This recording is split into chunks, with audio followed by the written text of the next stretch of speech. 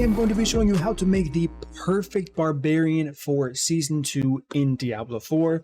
This is going to be quite some task, but with the increased popularity of this class overall, with how strong it is, I felt it's important to make a guide for anyone who hasn't played Barbarian in a while, coming back to it from pre-season, Season 1, all of that good stuff, or if you're a new player and you're looking to hop onto this amazing class for the first time, there are a few things you definitely need to know. So for one, pick a leveling build, pretty much anyone you want. I have one that supports rend as well as upheaval, whatever suits your fancy, or you can pick any random skill. I go over that in the guide, so if you want to check that video out, definitely do that. Second thing is the expertise system. A lot of players don't really understand how this works. You are automatically given your expertise once you finish this quest. I believe it's available starting level 15, could be wrong, 10, 15. Go and do it. It's one of the fastest class quests in the entire game. You kill a bunch of mobs, you go to a cave, you kill one mob after that, and then you're done. So how this works is the weapon you're using, as we can see, all skills are assigned that can be assigned to a weapon. We have an arsenal system here, and if you want to change it, you hover over it, and for computer, PC at least, you hit the middle mouse button and it changes it. By default, it's going to be an auto select giving you your most powerful weapon. Probably not the best thing to do. Usually if you have a fast ability like your generator, which is lunging strike, you want your one-handed weapons. They have the fastest baseline attack speed after being affected by the attack speed stat. This is kind of like a separate modifier for speed, and that's just a quick way to look at it. So I highly recommend, regardless of the leveling build you pick, have at least 3 skills that use 3 different weapons here, so you can start leveling up your expertise. For me, unfortunately, I leveled a bit faster than I thought I was going to, and usually I always have a two-handed axe because it's one of the best ones to assign on your expertise technique slot, but as we can see, I'm slacking hard, and mine is only level 7. So what happens is when you're using a weapon like the two-handed mace or the bludgeoning weapon is what I use for my main damage dealer, being Hammer or the Ancients, that means I get this entire bonus all the time that I'm using this. But when I go to select a technique, I can pick from anything we see here,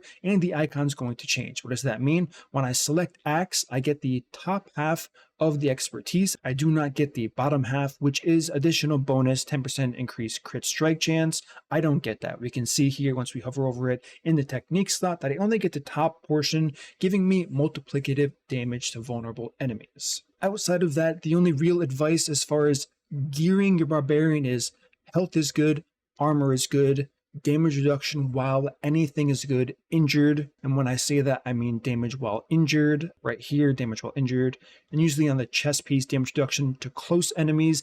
Distant enemies isn't as good because you really want to close that gap and kill any enemies that are far away quickly, so you can kind of ignore that. Straight flat damage reduction has the lowest roll, so it's usually not that good.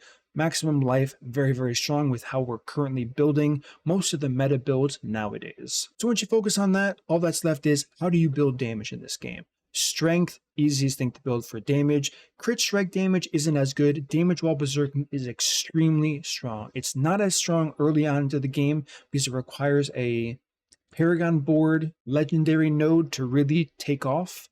So you don't have to worry about berserking damage too much. After that, the key to any build, especially one that you're going to follow, should have a pretty decent balance of survivability, speed, AoE clear, and single target clear, so you're not struggling on bosses. If you do follow my build guide, it covers all of that, but just in case you're looking at a different build, something that I haven't covered, for leveling up, make sure it has most of those things covered. The next thing to talk about is how do you level? As we can see, I am level 90. I hit level 90 pretty quickly, even though I wasn't focused on leveling at all.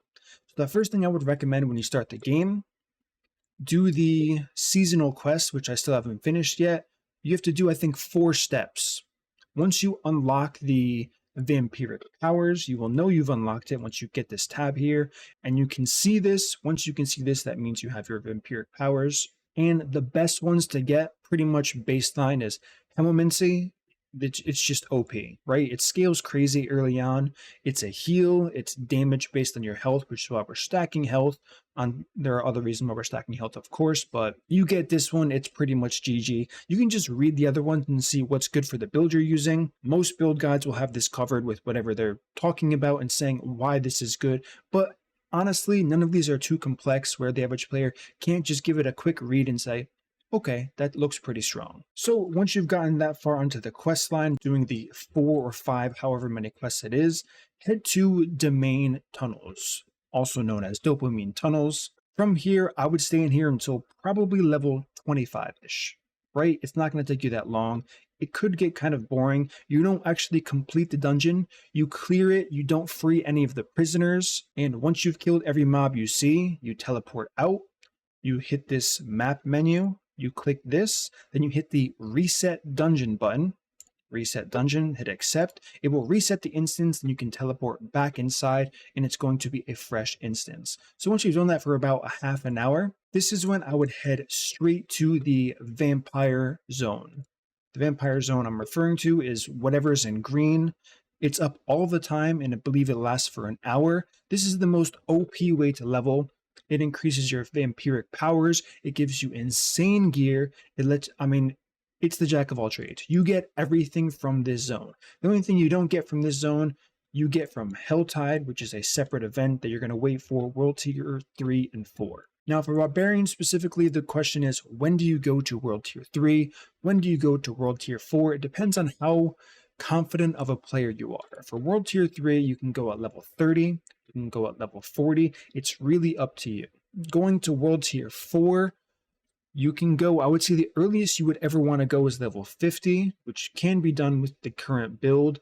However, you might struggle a bit once you get into World Tier 3, unless you just head straight into Nightmare Dungeons after that, so you can kind of tone things down and just get the bonus to your XP, which you do get by going up in a world tier. But outside of that, I think it's safe to say for most players, 54, 58, 60, depending on how comfortable you are with the game. Once again, that's when you should go for your tier 4 capstone. And as soon as you hit tier 4, what do?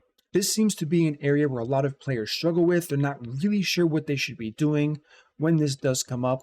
The best thing to do is head back to the vampire zone. I know it's probably boring at this point, and it looks like I just got DC'd from the game. So what I was saying was, you're going to head back to the vampire zone and just look for other players, right? That's the best advice I can give you. Look for other players, kind of hover around them, leech as many kills as you can. The XP flies when you're this low, and you should be fairly safe here. If that's really not working across the board, what you're going to want to do is you're going to head straight into Nightmare Dungeons. Nightmare Dungeons are fun, and you can do lower levels of the Nightmare Dungeons to keep everything smooth. That's the best way to talk about it until you get to a respectable level where you can really start pumping out other content. Helltides, you have to do Helltides all the time because the currency you get is OP. A lot of people are going for the expensive chest that costs 300 souls or cinders, I believe they're called. Don't do that. The bosses, they can wait until way later. If you want to go for them, sure, I'm not going to tell you what to do, but I'm just saying the mystery chest that costs 250 give you more resources, will make your build a lot stronger, and then once you're just flying through Helltides, one tapping everything, moving at 1,000 miles an hour, that's pretty much the best time to start going for those special chests that unlock boss mats so you can actually start fighting the bosses. So once you've done all that, I would say by level 70 you should have a pretty solid build on your hand.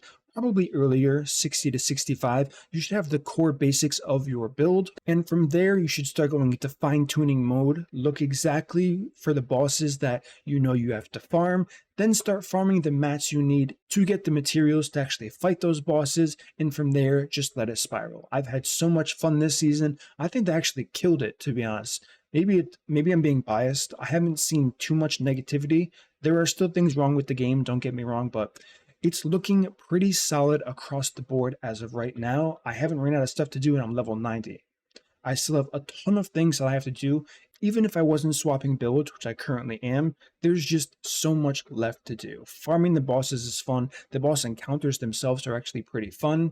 Nightmare Dungeons, they just don't get old to me. The new Vampire Zone, I'm kind of addicted to. I don't know why I think it's so cool, but the fact that player type mobs can spawn and start hunting you once you get too powerful or you just start killing things too quickly is such a cool concept. Now, early on into the game, These guys are going to kill you over and over again, but you're going to get your revenge much later, so don't worry about that. So with that being said, you should be well on your way to progressing through the entire game on your Barbarian. That's pretty much the tips and tricks, what to do, what not to do. The only final tip I want to give you guys is until you're like level 80 or 85, never sell anything for gold. Always dismantle it at a blacksmith.